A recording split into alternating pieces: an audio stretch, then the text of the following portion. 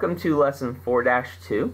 Over the next couple lessons we're going to spend some time working with radicals and square roots.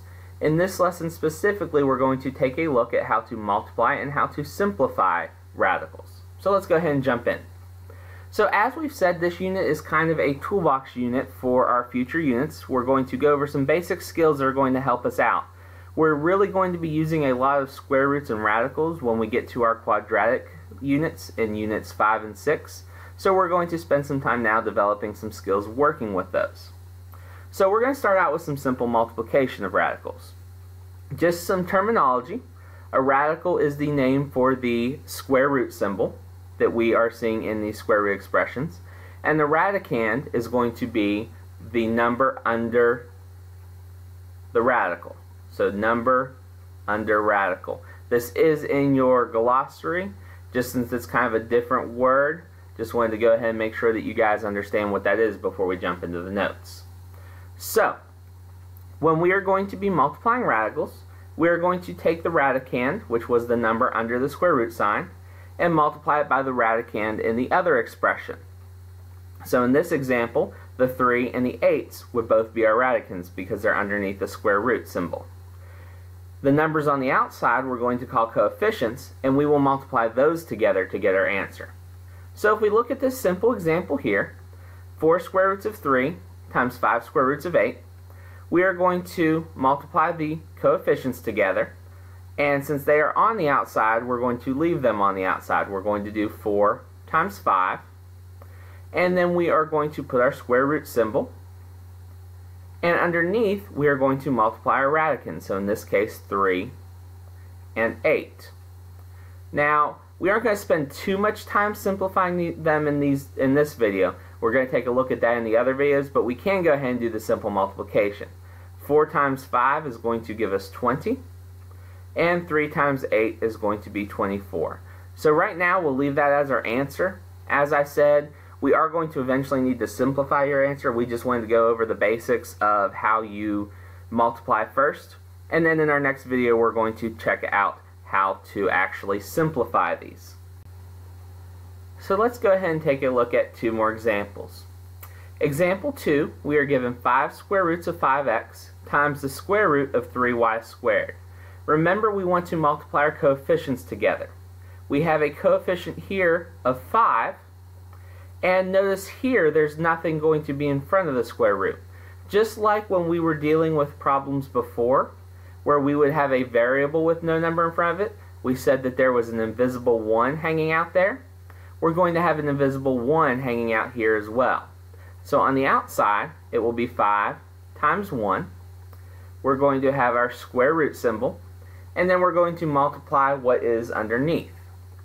So we have 5 times 3, putting our actual numbers together, and we're also multiplying x and y squared. So again, we're going to stick with basic simplification right now. 5 times 1 is going to give us 5. 5 times 3 is going to give us 15. And if we multiply our 15 times x and times y squared, we can rewrite those as 15x y squared. And that's going to be our answer for now. We're going to look at now in example 3. It's going to be a little bit more complicated. We talked about multiplying binomials in the last example, in the last video in 4-1. We're going to use the same principles to help us here. We want to take this first term and we want to multiply it times each of our terms in the second set of parentheses. So we're going to do the square root of 3 times the square root of 3. In both of these cases, they have an invisible 1 on the front. 1 times 1 is going to give us just 1. And then underneath, 3 times 3 is going to give us 9 underneath the square root. Now we take the first term and multiply it towards this last term. So again, we have a 1 in front of both of them. 1 times 1 is going to give us 1. And then underneath, we're going to do 3 times 4, which gives us a 12.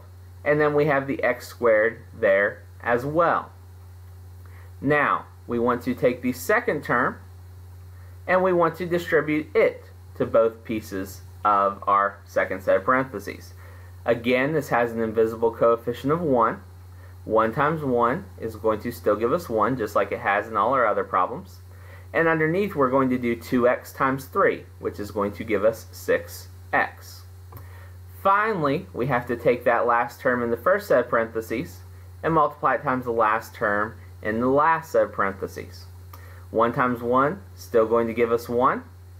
2x times 4x squared is going to give us 8. And then remember, when we're multiplying exponents, we add them. X to the first times x to the second would give us x to the third. So I'm just going to go ahead and get rid of those 1's. Remember, we said those can serve as invisible 1's. So it's going to be the square root of 9 plus the square root of 12x squared plus the square root of 6x plus the square root of 8x cubed. So that's as far as we're going to go with our simplification right now. In future lessons, we're going to look at how to actually simplify these, as well as in 4.3 how to add and subtract these. For now, though, you guys go ahead and give these 3 you try problems an attempt, and come back and see us in video 2.